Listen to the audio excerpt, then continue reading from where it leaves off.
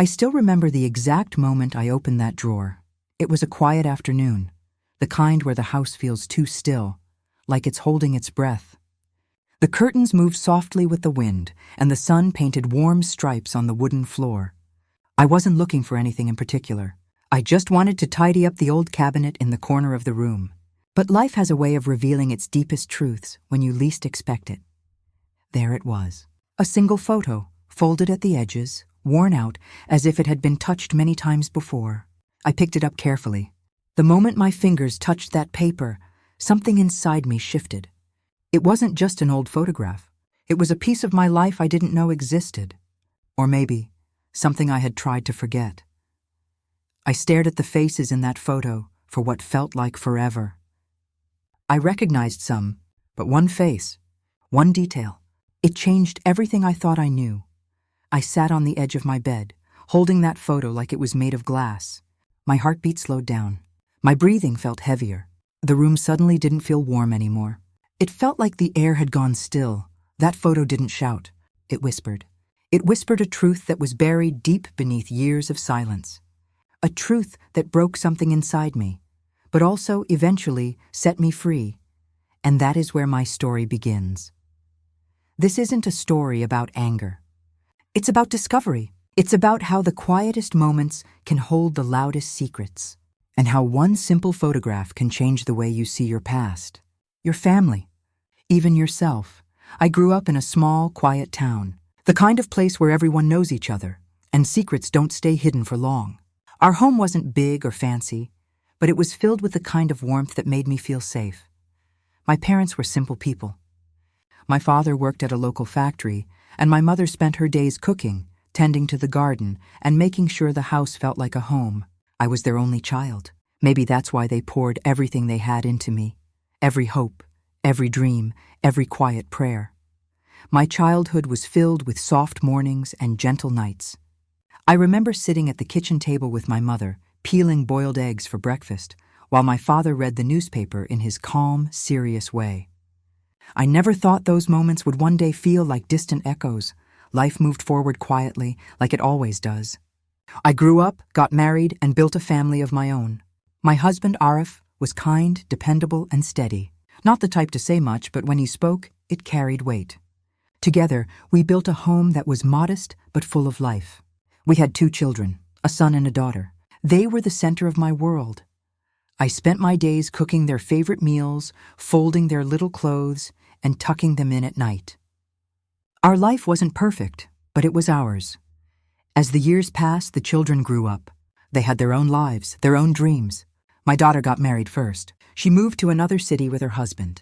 My son Hassan stayed with us for a while longer. He was quieter than his sister, more thoughtful, and often lost in his own world. But he loved me. I never doubted that. When my husband passed away, the house felt emptier.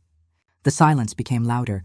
Hassan eventually moved out too, but he visited often, bringing stories about work and friends. Everything seemed normal, ordinary, familiar. Until the day I found that photo. It was a Thursday afternoon.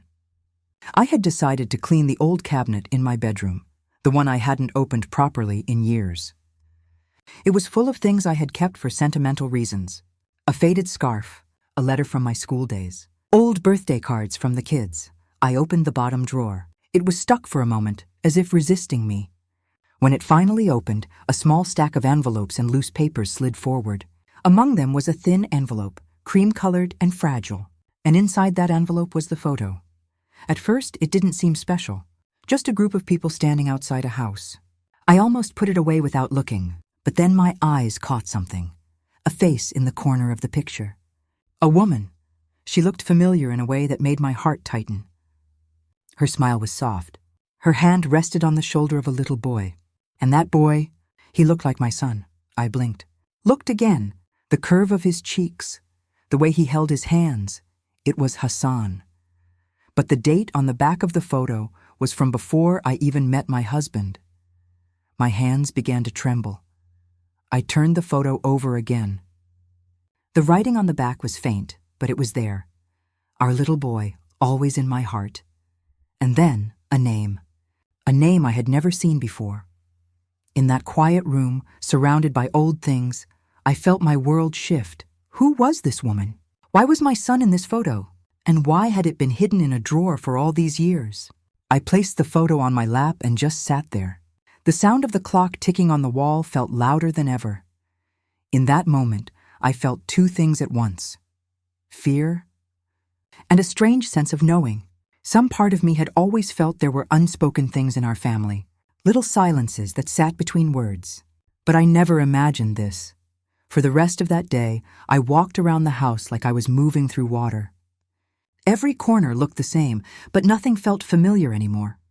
My husband had kept many things to himself. He was a private man. But this was something else. I couldn't bring myself to call anyone. Not even Hassan. I just kept looking at the photo over and over again, searching for answers in the faces of strangers. As night fell, I placed the photo under my pillow. I couldn't sleep. Every time I closed my eyes, the image came back. Her face, his small hands. That writing, I whispered to the darkness. Why didn't you tell me? But the only reply was silence. The morning after I found the photo, I woke up before the sun. The house was still wrapped in silence, like it was holding its breath again. I sat on the edge of my bed, looking at the light slowly filling the room. The photo was still where I'd left it the night before, on the bedside table, under the faint glow of the lamp. I picked it up gently, as if it might shatter in my hands. The faces in that picture were becoming more familiar with every passing minute. The woman's eyes, the way she looked at the boy. It wasn't just a photograph. It was love, a mother's love. And the boy, Hassan, there was no denying it. Even though the photo was old, even though he must have been barely 3 or 4, I knew those eyes anywhere. I sat there for a long time, trying to piece things together, but my thoughts were scattered like leaves in the wind. I thought about Arif, my late husband. I thought about our life together. He had always been a kind man, but there was a part of him I never quite reached. He carried quietness like a second skin. I used to believe that was just who he was. But now, I wondered if that quietness had been holding secrets.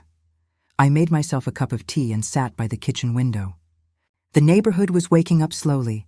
A dog barking in the distance, someone opening a gate, birds landing on the wall. Everything felt normal, but inside me, something was not. I thought about calling Hassan, about asking him if he recognized the woman. But my hand froze every time I reached for the phone. What would I even say? How would I start a conversation like that? So I didn't call him that day. Instead, I started looking through old things. In the back of the same cabinet where I found the photo, there was a small wooden box. It had a tiny lock, but the key was still hanging on a ribbon from the knob. I opened it slowly. Inside, there were papers I'd never seen before, old letters, folded carefully. Some were written in Arif's handwriting. Others were from someone else. I unfolded the first letter. The handwriting was soft and slanted. It wasn't mine. I hope you're doing well. He smiled today. He said your name. He misses you.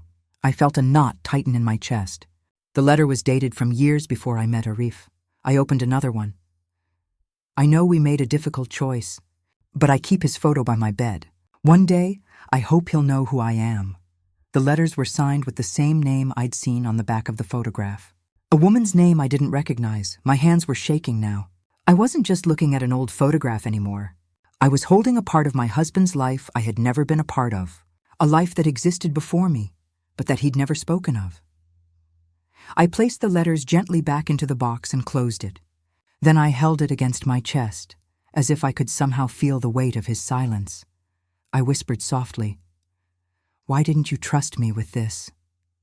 That evening, I finally gathered the courage to call Hassan. He picked up on the second ring. "Ma?" His voice was warm as always. "Is everything okay?" For a moment I couldn't speak. My throat felt tight. "Yes," I said finally, forcing my voice to sound calm. "I just wanted to hear your voice." He laughed softly. "That's a strange way to start a call. Is something wrong?" I hesitated. "No, just, when will you come by? I'd like to see you." "I can visit this weekend," he said. "Is that okay?" "Yes, that's perfect." I didn't mention the photo. I wasn't ready. The days leading up to his visit felt longer than usual. I found myself walking around the house, touching old furniture, remembering conversations with Arif. I remembered one evening, years ago, when I'd asked him about his childhood. We were sitting in the living room, and the rain was tapping softly against the windows. He'd smiled, but it wasn't the kind of smile that comes from warmth. It was distant. He said, "There are some stories that don't need to be told, Amina. Some things are better left where they are." Back then, I didn't press him. I respected his silence, but now that silence echoed through every room in this house. On Friday night, I set the table for dinner even though it was just me.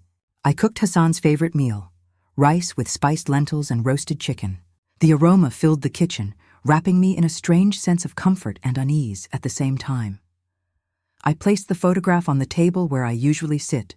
I looked at it while I ate, my mind spinning with questions that had no answers. Saturday morning, Hassan arrived. He still had the same gentle eyes, the same quiet smile he'd had since he was a little boy. He hugged me tightly, and for a moment, I almost forgot the photo. "Ma, why are you looking at me like that?" he asked, laughing softly.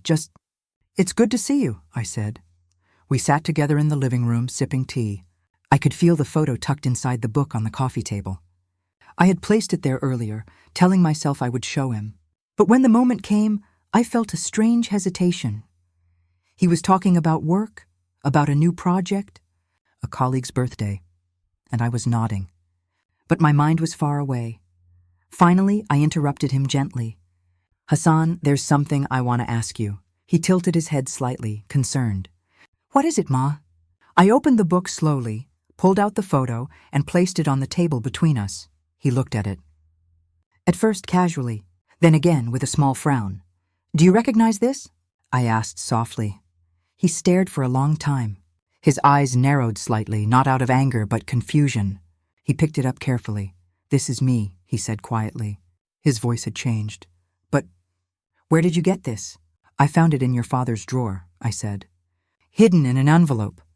His hands froze on the edge of the photo. He didn't speak for several seconds. The only sound in the room was the ticking of the wall clock. "Do you know who she is?" I asked, my voice barely a whisper. He shook his head slowly, still staring at the woman in the photo. "No, I've never seen her before." I studied his face carefully. I could tell he wasn't lying. After he left that day, the silence in the house grew heavier. I thought finding answers would bring me some peace. But instead, it opened more doors than it closed. If Hassan didn't know the woman, and I didn't, then the only person who could have explained everything was no longer here. Arif had taken those answers with him. Still, I couldn't let it rest. I went back to the box with the letters. This time, I read every one of them slowly, tracing each word with my fingers. They spoke of a boy, a decision, a distance, regret. The woman had loved him. But something had separated them, and Arif had been part of that story. The next few weeks became a quiet search. I visited old family friends. I asked questions carefully without revealing too much. Most people didn't remember much, or they acted like they didn't. But one person did. Mrs. Rahman. She was one of Arif's oldest neighbors. I went to visit her one warm afternoon. She was sitting in her garden tending to her plants. "Amina," she said with a warm smile. "It's been a while. Come in." We sat on the porch sipping cool water. She looked at me with kind eyes, the way someone looks when they know more than they say. "I found something," I said quietly. "A photograph of Hassan, from before I knew Arif." Her smile faded slightly. She placed her hands gently on her lap. "Ah," she said softly. "So you finally found it." Those words made my heart pound. "What do you mean?" I asked. She sighed. "Your husband. He carried that picture with him for many years. I thought he would tell you one day." My hands felt cold. "Tell me what?" She hesitated. Then very softly she said, "Before he met you, there was someone he loved deeply. They had a child, but things didn't work out. There were family pressures, misunderstandings. It was a different time. That child was Hassan." I stared at her, the world blurring around me. My voice trembled. "She was his first wife?" "No," she said gently. "They never married. They were young, and families had their ways. The woman was forced to leave, and Arif, he stayed behind. Later he met you. He raised Hassan with love, but he never told you about her." I felt my chest tighten. For years I had lived beside a truth I never knew existed. I walked home in silence that day. The air felt heavy, like it was pressing down on my shoulders. I unlocked the door slowly, as if stepping into a different house. Everything looked the same. The furniture, the photographs on the walls, the smell of the curtains, but everything felt different now. I sat down on the couch and stared at the old wedding photo of Arif and me. His smile was gentle in that picture. I had loved that smile. I still did. But now, it carried shadows I hadn't seen before. I whispered to the empty room, "Why didn't you trust me with this? Why did you carry it alone?" Tears didn't come right away. Instead, there was a long silence. A silence that felt like an answer and a wound at the same time. In the days that followed, I kept moving through my life quietly. I watered the plants, cooked meals, folded laundry. But every moment felt slower, as if time itself had shifted. The photo remained on the living room shelf. I didn't hide it anymore. I looked at it every day, trying to understand the man I thought I knew so well. I also thought of Hassan. He didn't deserve to be left in the dark either. But how do you tell your child that the life he believed in wasn't the full story? How do you give him a truth that might break something inside him? I knew one thing for sure. I couldn't carry this alone. The day that everything truly shifted was quiet. The house was silent, as if it too was holding its breath. It was a Saturday morning. My daughter-in-law had taken the children to their music class. My son was at work. I was alone in the house, the same house where I had once held him in my arms as a baby, where laughter used to echo in the living room. Now the silence felt heavy. I decided to clean my room. I opened the old wooden dresser, the one with the tiny brass handles that creaked every time I pulled the drawer. I hadn't touched the bottom drawer in years. It was where I kept things I didn't want to look at. Old letters, a few embroidered handkerchiefs, yellowed photographs, my husband's watch that no longer worked. I don't know why I opened it that day. Maybe it was my heart leading me there. Maybe life just wanted to show me something I wasn't ready to see before. As I pulled out an old cloth pouch, a single photograph slid out and fell onto the floor. I bent down slowly, my knees stiff, and picked it up. It was a photograph I had never seen before. The edges were soft from age, the colors slightly faded. But the faces in it were clear. My husband, holding a woman I didn't recognize. His arm was around her waist. They were standing by a lake. He was smiling, that warm smile I always thought was mine alone, and then I saw it. A small child standing in front of them, holding his hand. A little boy. No, not my son. Someone else's. For a moment, I couldn't breathe. It felt as if the room spun slowly around me, like a carousel I couldn't step off. My hands trembled as I held the photograph closer. I stared at my husband's face. His eyes were soft in that photo, the way he used to look at me years ago. I sat down on the edge of the bed. I pressed the photo to my chest, as if trying to pull the truth out of it. I whispered to myself, "Who is she?"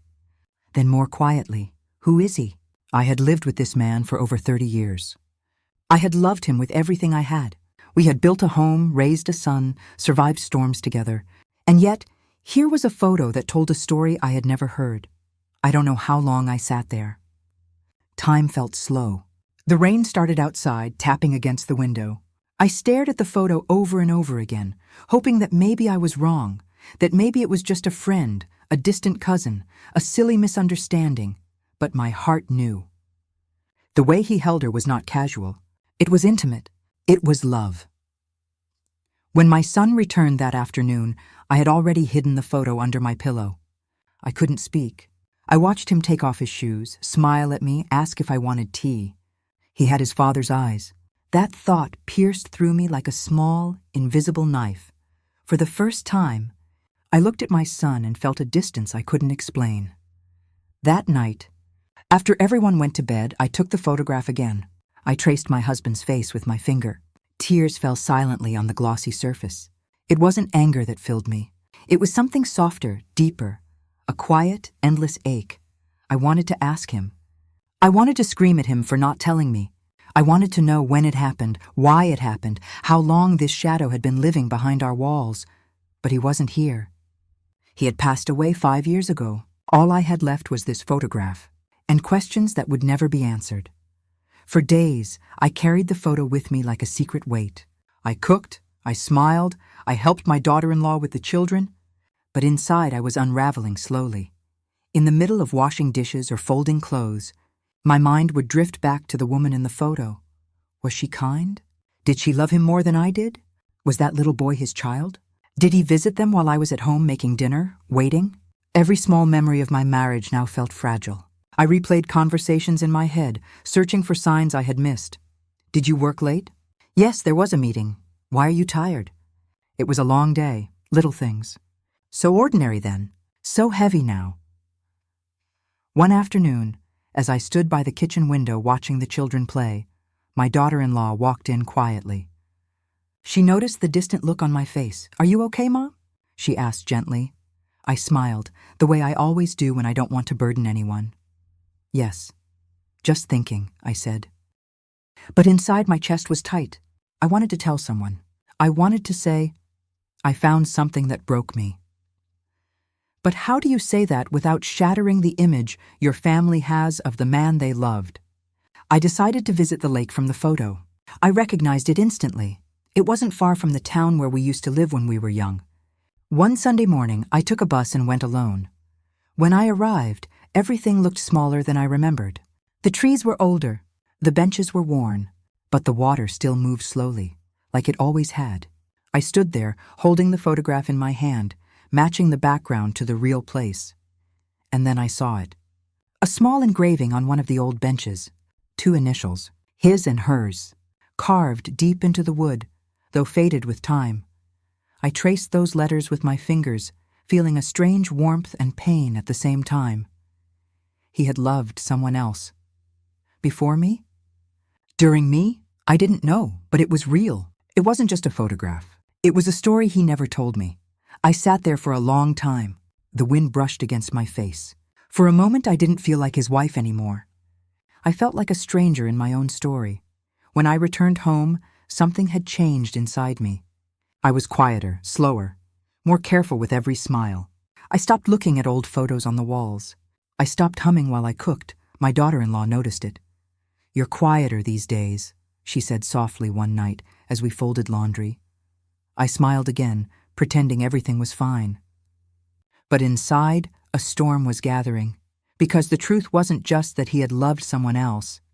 The truth was, I had spent a lifetime believing a story that wasn't complete. That kind of realization doesn't come like thunder. It comes like a slow rain, soaking through you, drop by drop, until everything is wet. I began to question everything, every anniversary we celebrated, every night we sat together in silence, every touch that I thought was only mine. And that's when I realized. This photograph wasn't just an image, it was a key to a locked door I didn't know existed, and behind it, a different version of the man I loved. In the weeks after finding that photograph, something inside me changed, not suddenly, not loudly, but slowly, like leaves turning color in autumn. At first it was just silence, not the soft kind, but the kind that sits heavy in your chest.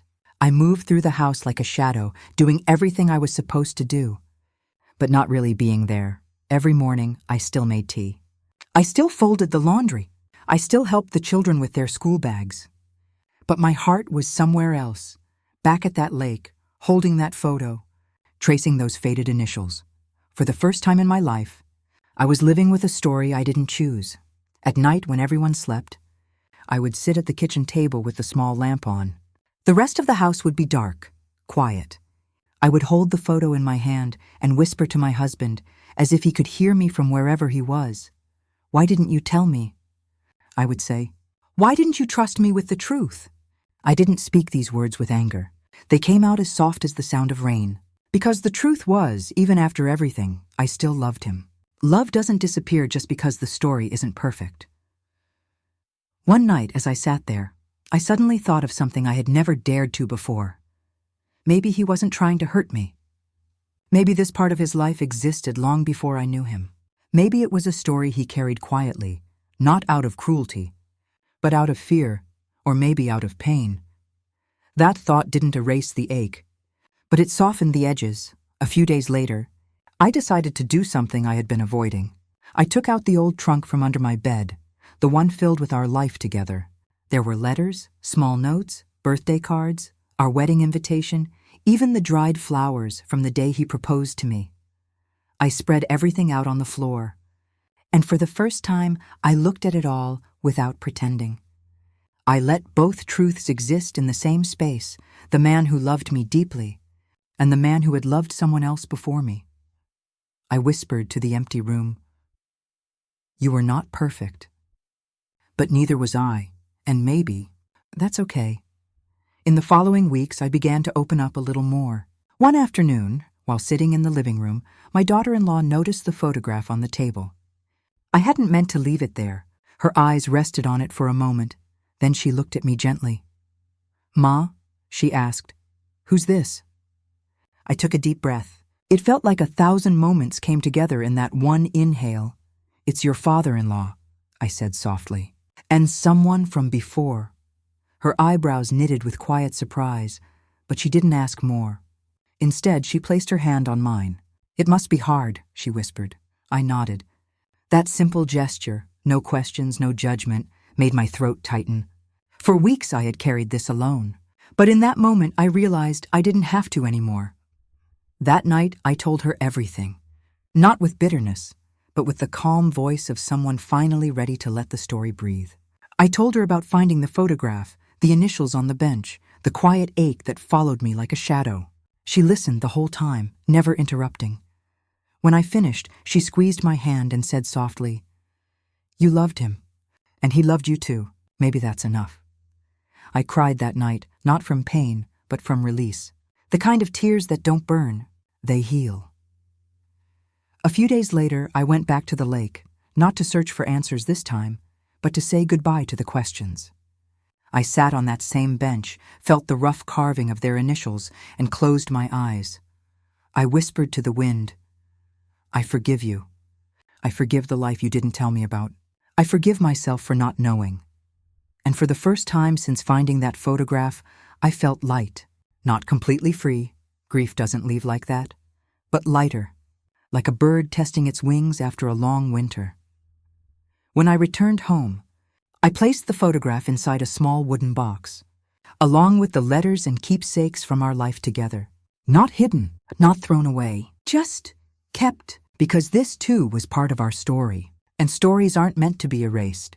They're meant to be carried with honesty. Over time, I noticed little changes in myself. I started humming again while cooking. I watched the children play without that tight feeling in my chest. I smiled. Not the polite smile I'd worn like a mask, but a soft, genuine one that came from somewhere deep. My son noticed it one evening. He came home tired from work, and as he set his bag down, he looked at me with quiet curiosity. "You seem happier these days, Ma," he said. I smiled and touched his arm. "I'm learning to breathe again," I replied. He didn't understand the weight behind those words, and I didn't expect him to. But it was enough. In the months that followed, the photo became less of a wound and more of a memory. Not a sweet one, but not a bitter one either. Just a piece of life, like a scar that doesn't hurt anymore when you touch it. I learned something during those months. Love isn't always one clean story. Sometimes it's made of chapters we don't know about. Sometimes it's made of people who walked in and out of lives before we ever arrived. And sometimes it's about accepting that what was real for us can still be real, even if it wasn't the whole story. I forgave him in silence. I forgave the life we didn't share. I forgave myself for believing in a version of love that had no cracks. Because real love, the kind that lasts, has cracks. And those cracks don't break it. They shape it. I didn't throw away the photograph. I didn't burn it. I placed it next to one of our family photos in the box, because both were true. And I decided I would rather live with the whole truth than a beautiful lie. One evening, as I tucked the grandchildren into bed, the little one asked me, "Nanu, were you always this brave?" I laughed softly. "No, dear," I whispered. But life teaches us, slowly. That night, as I lay in bed, I looked up at the ceiling and felt a calmness I hadn't felt in years. I didn't need answers anymore. I didn't need to rewrite the past. I only needed to keep walking forward, carrying both the love and the pain, because both had made me who I am. It has been months since that quiet evening when I first opened that drawer and found the photograph that changed everything. And in that time, I have learned something I wish I had understood much earlier in life: that love is not always a clean line. It is a collection of moments, choices, and secrets that shape the people we love before we even meet them. For a long time, I thought pain only came from betrayal. I thought finding that photo meant I had been left out of something precious. But now I see it differently. That photograph wasn't a betrayal.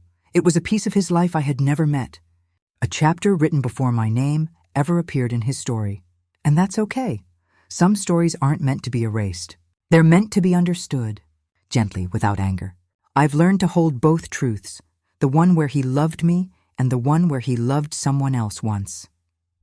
Neither erases the other.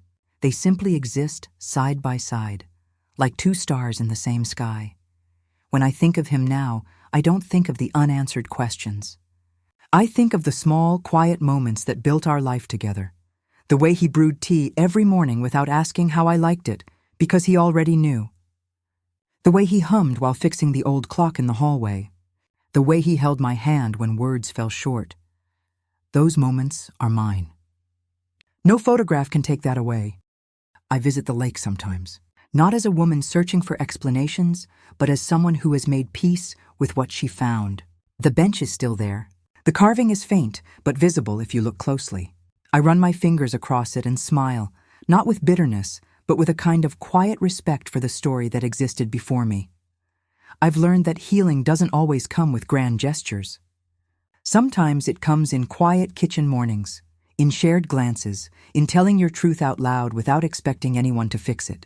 Sometimes healing is simply learning to live with what is, instead of mourning what isn't.